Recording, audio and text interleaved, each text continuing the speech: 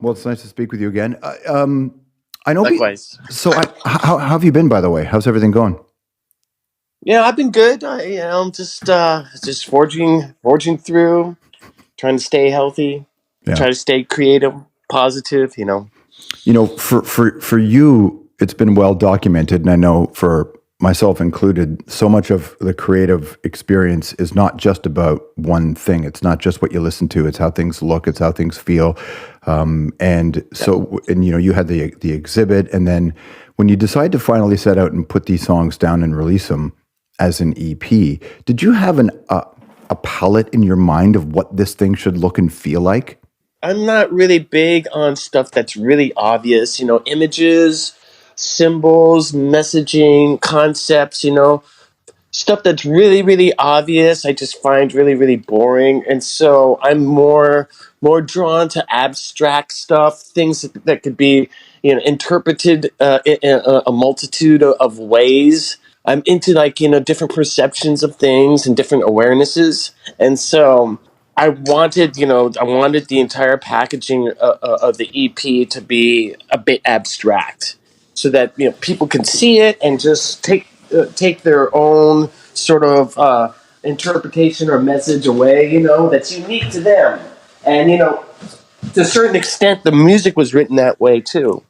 I don't really like really obvious things, and I believe that you know all the real creative value is in things that you have to like dig into and search for, and then when you find that it's just it feels like it's so much more rewarding.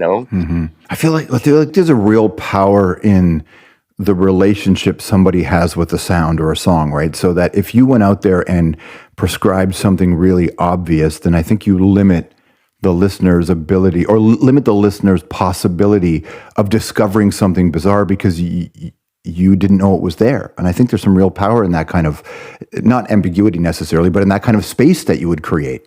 Yeah, and I agree. It's for me, it's all about opening up the awareness to different possibilities. Going beyond the normal, and or going beyond what's already been done. And it sounds like a tall order, but when you sit down and really like buckle down and put some effort into it, you'll find that it's easier than it sounds. And I've found that the easiest route for me to do that is to just be or attempt to be 100% myself, because us as human beings, we're all individual. And the closer the sound and the music is to my individual self, the more different it will be. Because we're all different. Right. As long as it's coming from a good place inside of me, a place of integrity and creativity and positivity, then I'll go for it. And at the end of the day, it's not about selling albums or making a bunch of money or anything. It's about making good art and putting it out there for other people to enjoy it. And that's what I sincerely believe in. And it took me a long time to get to that point. And it just takes me a long time to get to a lot of different points. Well, listen, man, you've been on this unbelievable run, right? I mean, so it's even if you're as open and creative as you are, you still, we're human beings, and so we like patterns and rhythms, right? So you've been in this crazy ride with Metallica for so long that for you to kind of stretch, even though you do lots of stuff, for you to stretch this out and record it and then release it under your name, that's a completely different and fresh experience. Yeah, absolutely. I mean, I'm treading new ground here that I've never tread before, and it's made me a bit nervous, and I've felt insecure about it, because whenever an album drops, Mm-hmm. there's the four of us, and we kind of watch each other's back. We support each other. Whenever there's a little bit of nerves, or there's a little bit of self doubt, we lean on each other. It's not like that this time. I'm out here by myself, and it's just like I have no one to lean on, and I feel naked. But you know, that I step back and I go, well, is the music? Do you believe in the music? And I say to myself, I believe in the music. And then my mind tells me that's all you need. Mm-hmm. That's all you need is just to believe in the music, and then everything will just find itself. Find its place. And so that's kind of how I approach it. I put it out there. There'll be haters. There'll be lovers. It doesn't matter. I believe in it, and I believe that someone else will hear this music and find joy in it. And for me, that's the ultimate payoff, bro. That is the ultimate payoff. It's not financial, bro. It's all subjective, and not it's Right. not objective. It's all subjective. What's funny is that no matter how far we go in our life and how much we grow and learn, some of the things we learn at the very beginning of our process stays with us. And I think like everything you're saying here sounds to me like a version of what Joe Satriani taught you when he was giving you lessons, right? That there are things bigger than what everybody thinks is important. Like it's Oh yeah. integrity is it. Yeah. And Joe and I used to sit down and talk about that way back in the day, when we were both in our 20s. It's all about, playing from the heart and playing with integrity. And if you do that, then, you have a solid relationship with the music, and no one can get in between that, you and the music. No one can get in between that. And Joe and I used to talk about that sort of thing all the time. And with Joe, as much as it was guitar lessons and music lessons, it was life lessons too. Right, yeah. Because at that point, he was 4 or 5 years older than me, and we spoke a lot. I mean, we would have conversations for 15, 20 minutes before we even would start playing guitar together.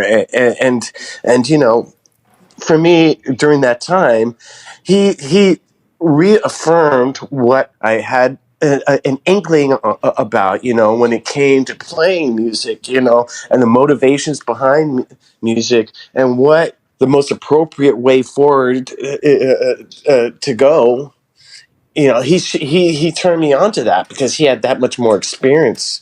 I mean, we weren't talking about big stages, national stages. We were just talking about just playing in small clubs and Right. and playing locally. But it's all the same, Whether you're playing small clubs or big stadiums, it's all the same. It has to come from the same place. But you know how easy it is to lose the plot, right? So did you ever have moments where you were further from those conversations than you wanted to be or needed to be? Oh yeah. I mean, there are times in the 90s when I was just really just out of it all the time. Oh man. I'm 7.5 years sober now, so yeah, I can look back at those times and go, wow, I was really kind of out of it, And I spent a lot of time in bars and nightclubs, whatnot, where I could have been spending that time just cradling my guitar in my lap, but that seemed like the thing to do at the time, and I did it. And so, and I feel like I'm wiser for it now. And I have all those experiences to draw on, even though that they're non-musical. Mm-hmm. And so, I believe that everything has unfolded in the way it's supposed to unfold, so that I can be at this place now and look back and go, okay, I just wasn't ready for that kind of responsibility of getting together a bunch of music and putting it out on my own. Mm-hmm. I just wasn't ready. And I'll cop to that fact. But I feel like now is the time. I feel I'm ready. I feel the band is ready. It's great that my fellow bandmates are behind me 100%. And it's just it's a growth period for me. It's probably going to be somewhat of a growth period for them too. But it's a beautiful thing, and I hope that James puts out an album, Lars puts out an album, Bob puts out an album. I hope we become the next Kiss solo album. That the next Kiss solo album kind of. Maybe that's the next phase of Metallica. I don't know. Dude, first of all, somewhere right now, James got a chest pain hearing you say that, right? But think about this though, right? I mean, I'm sure you have. I think about the Kiss catalog, and it was those solo records on the Ace record where we got back in the New York groove, which I think is the one that lasts. Oh yeah, bro. I love that Kiss. I love Ace's album. Hmm. Gene Simmons' album is pretty good too. I have to say, but New York Groove. I mean, come on. Come on. It's like Ace's album was the greatest. I agree. I agree. So, first of all, the 7.5 years, that's amazing. And I'm really, really happy to hear that. One of the things that, one of the things that happens when you completely change a version of your life is suddenly the space that you use to compartmentalize behavior or realities or time is now freed up. And Absolutely. it's learning to come to terms with all that extra space in your brain. How has that been for you? Oh, it's been great because I did this forever and ever. I would, when we were on tour or even at home, I would go out after, at night after a show or on night off, go to nightclubs, bars, whatever, and get absolutely out of it. Come back to my hotel room, stagger over to my guitar and play drunk guitar for 2 or 3 hours and then pass out. Mm-hmm. Right? I'd wake up in the morning hungover, and I'd have to deal with trying to get rid of my hangover. That'd be 2 or 3 hours. I would not play guitar, and I had no idea what I played the night before.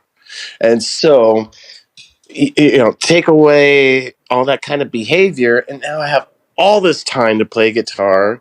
After a show on days off, I remember what I play these days and I record it, I wake up in the morning. I'm not hungover. I play my guitar to help me wake up, All of a sudden, I have all this more time to play and create.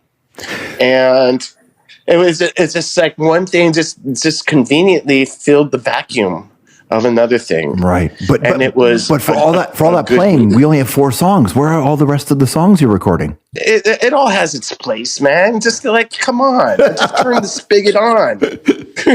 I just turned the spigot on. Come on. All right. This is not the end of all of this kind of thing. Right. If anything, it's just like it's given me the confidence to know that this isn't as difficult as I thought it would be. Yes, it's a lot of work and it's a volume of work, but none of it's difficult. Right. Probably of the most difficult thing out of this whole process was probably getting people together in one room and recording it, because of everyone's schedules. That was the most difficult thing, Everything else was just ran so smoothly. And I was just kind of surprised. And I got to tell you, man, I didn't sit down and say, I'm going to put out a solo album now. It just kind of happened, right. I'm not that smart enough to strategize, and figure out a grand plan, for my music career. I just I don't have, I can't be bothered. I live so day to day and maybe week to week, but not farther than that. And that's just how I live my life. But that's presence. Just try to always be in the now. But that's apparently the healthy way to go, to be that way. Well, if I look at my schedule, I start freaking out. Yeah, I feel when that. So whenever I get a fresh printout of the next couple of years, I fold it up and I stick it in a book somewhere. Just and when I need to check the schedule, I go, where's that book? It's maybe a book on UFO or Thin Lizzy or something. It's like, okay, where's that book? Well, amazing. Wasn't it a UFO song that you played all the time when you were first learning? Yeah, so shoot. Oh, I love that out. Yeah, I love UFO, and it's I love 70s hard rock. There's so much to love about it. It's just when you think about it, it was so pure because there wasn't really a precedent behind it. Like there is now. I mean, if we get into hard rock, heavy metal, there's decades and decades and decades of musical precedent. But, in the 70s, there wasn't much musical precedent. Stuff sounded so fresh and so original, And that's where all my inspiration comes from. but don't get me wrong. I love contemporary music, modern music, and occasionally I'll hear something. I'll go, wow, that's great too. But I mean, for the most part, human beings, they kind of go back to what they liked, the most in their teens and 20s. I mean, I kind of see that with a lot of people. Yeah, of course. And I think that you're in a really interesting position because for so many people, you're that guy, right? For so many people, Yeah. they picked up the guitar because of you. Yeah, but I tend not to think in terms of that. Thinking about that kind of stuff for me is boring. Yeah, I'd rather think about you know what the next guitar riff is. Well, what's interesting about what I loved about Portals as well is that it is cinematic, and I know that something I think a lot about from that 70s into the early 80s, a lot of the music that we loved was in part connected to the fact that the films were really interesting and strange too then. And so to me, you couldn't separate music from film, and it doesn't have the same connection now that it did then. But what I'm not surprised that when we got word that this was going to come out and I listened to it, I was like, yes, this feels like a score. His version of a score for something. And your love of movies is there. Yep. Yeah, it was a great way for me to combine two things that I really have a strong passion for, music and horror movies, well, cinema in general. I mean, whenever I can experience those two things simultaneously, I just like, I know I'm in a good place, man. And I love horror movies, and when I'm watching a horror movie, I pay a lot of attention to the music, and I let the music take me on a journey, and what can I say? I get a lot out of it, and so I want to create music that reciprocates that kind of feeling, and I want to be able to like give listeners a chance to like see something when they hear the music, whatever that is. I like the fact that you can listen to these songs and just kind of like make up your own images in your mind, Right. unless you had that weird affliction called aphantasia, I think it's called, where you don't get pictures in your mind and you don't have an inner voice, and that's crazy. That is so. And in that so case, interesting.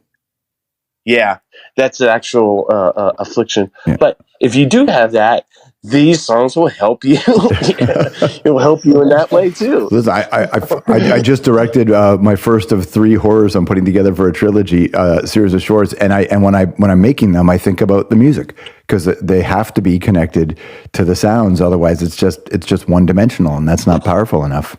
Yeah, so I mean, music brings in that other sense of hearing, and so now you're both seeing and hearing, an experience. And I think when I see and hear that something, it triggers other senses, and I can feel my skin starting to crawl. I start getting chicken skin, and then it's just like, I'm in totally. The music draws you in. The music draws you in to anything that's going on visually. It's such a great augmentation. And, when you really, really think about it, it's just like another kind of communication. I mean, when you're sitting down, speaking to someone, you're looking at them, you're looking into their eyes, and you're speaking to them, and it's just like, and then other emotions come, it's like, it's a musical conversation. Mm-hmm. Absolutely. Okay, before I let you go, I guess it makes sense that it would be called portals then, because it quite literally is our access into different realms. What was the experience like working with spatial audio? Well, that's a relatively new thing, and it's interesting. I know how it sounds when I crank it up in my living room. It's just like, it's an interesting thing, and we'll see, how it goes in the long run. I think it's so, it's just another phase of technology, and I hope that they it just kind of evolves into something greater. Hmm. Yeah, I'm totally into 3-dimensional sound, and so I think that where we're heading sound wise is very, very interesting these days. Well, and it's spatial too because you can have your guitar sitting over my shoulders, and then Yeah, one of Greg's bass lines can hit me in the ribs, right? And suddenly it's yeah. not just channels. The band, the crew that you worked with, I know that Mm. you know these guys from before. John and Abraham on drums, Greg on bass, who's played with everybody, and then you worked with Blake and Bob Rock, fellow Canadian. Yeah, yeah, Yeah. yeah, yeah. Yeah, these are guys who just they're all friends who are there to help me out when I needed to like get something done, and it's all about schedules. Some people are available at certain points, and other people are available at other certain points, and I just made phone calls when I had to get something done, and I said, "Hey, bro, I really like you to appear on this. Are you available?" And that's pretty much how the personnel evolved. But I mean, I've been playing with John Theodore now for the last 3 or 4 years in various things like the Wedding Band, Hmm. and he played on these 2 tracks, and it was a real honor also to play with Abe Laborio, because he's just an incredible drummer as well as an incredible vocalist, and so I've been just really, really fortunate in that I just like got first class support from my friends, and I can't thank them enough. I'm just so appreciative of these people helping me find my musical vision, and just like went all out on just helping me just make sure that everything was just as good as it could possibly get. And It's yeah, It sounds complete. there's a Portals sounds yeah. complete. It sounds like that, and the members of the LA Philharmonic as well connected to it. So, and you've worked with orchestras before, so it sounds. Yeah. Does it sound like on the record what it sounded like in your head? Absolutely, and then some. Because to a certain extent, I let the individual players, come up with a lot of their own individual parts, especially the all the various bass players, and so I mean it's actually much better than I ever envisioned it, and that's what you want, Yeah. because you can only take something so far before you start going in circles. You can only make something so much better before you realize that you're not really making it better, you're just adding more stuff. And Right. those are two rules of thumb, that I kind of went by. And I had to always ask myself, am I actually making this better, or am I just adding more stuff? And then when it came to a part where I thought, it's pretty dense, and I think I've said all I could say with this piece of music. That's when I stepped away from it, and then that stepping away from it is like probably the most difficult thing, For because sure. yeah, given the time and the resources, I could still be working on that stuff. And I know people who have started working on solo albums, and they work on it for 7 or 8 years. They start making a film, and they're still working on it 10 years later. I've seen that, and I know I have I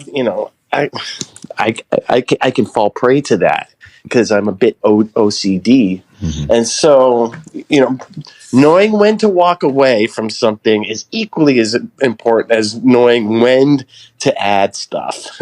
Fair enough. It's like the musician equivalent of the gambler. Tell me before Exactly. I want to play. I want to play this band on the show. Tell me what the association meant to you, not just musically, but just when you first discovered the association. Well, I'd say there are incredible melodies to play on guitar. All their vocal melodies, I play on their guitar, and their shifts from major to minor. You know, are really really great because they shift from they have a way to shift from major to minor and back to major again, and it feels good when you sing it, but when you play it on guitar, it's really cool because you can actually see the interaction, you can see the modulation, you see what scale they're singing in. They're super musical in that way. And they had a thing with their compositions. They were super musically dynamic. And one of the main guys, he was half Filip. He was Filipino and Hawaiian, and so he was one of the first Asian American musicians, to make it on onto the national stage, and that means a lot to me, as in terms of my own heritage. And it does matter. It does matter. People maybe most people who aren't a minority or a member of the other community may not realize how important that really is. Yeah, I mean, it's just like it's just breaking down barriers, no matter how subtle it is. People notice. I noticed. I noticed, like 30 years after the fact. And it does make a difference, and so music transcends language. It is truly the universal language. Music are like symbols. Symbols are universal. You see a symbol and everyone pretty much agrees what that symbol means. I mean, music is the same way. Right. It's universal, and thank God for that. It doesn't really matter who's playing it at the end of the day. It really doesn't. It's the fact that it exists, which is the important thing. I was talking to Rob. I was talking to Robert the other day, and maybe a little bit longer than he was talking about how we were just catching up. And he was telling me how you guys would learn these. You'd sing a song in a different language. You'd learn these songs on the road together. And he talked about what an interesting experience that was for him.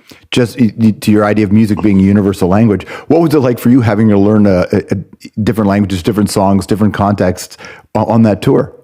It was learning about world music in real time, in literally real time. You're in the culture. Like, we're in Holland. We're, learning about this one guy who's a folk hero, right? And we're learning his song and learning how much he meant to the culture of the Dutch. And then we learned the song, and then we played the song to the audience in Holland, and then we it went down amazingly. And then later on we found out that was the song that was played at his funeral at that stadium. Oh my God. So stuff like that would happen all the time. We played a Johnny Holiday song in Paris, right? It went down amazingly. I mean, as good as any of the Metallica songs. And then the next day, it was on the evening news, and they were interviewing Johnny Holiday's widow, asking her, "What did you think of Metallica's cover of your husband's song?" And she said, "Yeah, it was great." I mean, stuff like that would happen all the time. And when Rob and I would be just so blown away. I mean, there would be other times when we would just totally fail, like when we tried to play a Prince song, but we tried to put our own spin on it, but it didn't come across. And then we got hammered, and I loved every second of it. It's not that fun being the internet whipping boy, for a week or so, but it is fun when you can just kind of like laugh at it. And that was something that was like, him and I were able to laugh about and go, "Oh, well, I guess they just didn't like our version, maybe we'll have better luck next time." Also, fuck it, right? Just do it. The doing is the art, man. Yeah. But we learned so much about local folk music across all of Europe and Eastern Europe, and it made Rob and I better players. You know, I was playing gypsy jazz songs, you know, weird folk songs with weird chords, you know, songs about some monster living in a bog who comes and like eats people, and then they trap them and throw them in a zoo. That's the song that we played in Prague, and it's just like it's crazy stuff, but it really just made both of us better musicians. Man, because we had to learn this stuff in 24 hours, 48 hours. And Rob had to learn how to sing it phonetically in a different language. Right. So, I mean, he had twice the work that I had. I just had to make sense of the guitar parts and the arrangement. Then once that was done, he had to learn it phonetically. Dude, that's the next solo record, is the two of you putting out those songs, like Eddie Vedder's ukulele album. We've spoken about it. We talked about just doing a bunch of just weird folk songs from like all over the world, and we can do it very, very easily because we made a list. Yes, we made a list of all the best stuff that we liked, and you know, that is a possibility. We'll see. I would love it. All right, man. Last thing, when you if you got a folded up piece of paper in a book somewhere, letting you know what the next 2 years of your life's going to look like? Yeah, I do. Yes, I do. What's the riff that, you know, I think about whenever I've seen you guys play Forever, and the first time the Master of Puppets intro starts, what's the riff for you that when you rip it out, you still get that feeling?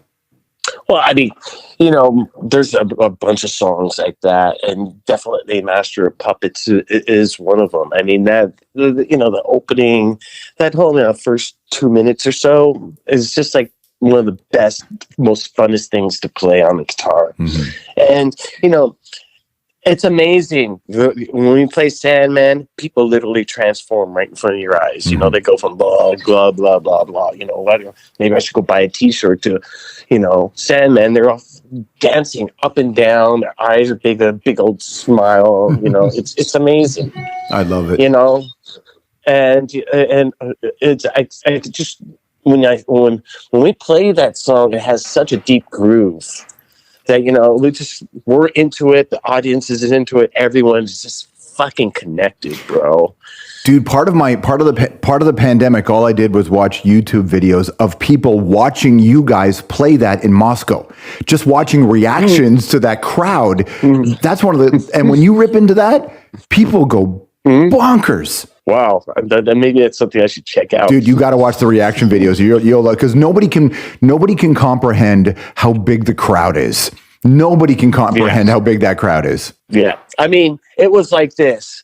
You know how when you're looking out on a plane, and then you're looking, and then you see some like mist and fog, you know, over the plane, over like 2 or 3 miles. You know, it's like what's behind, you know.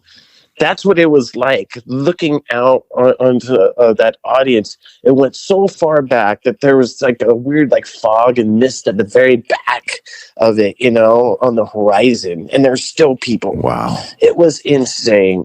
And, you know, we will never know the official number because that's just how the way things are, you know, in that part of the world.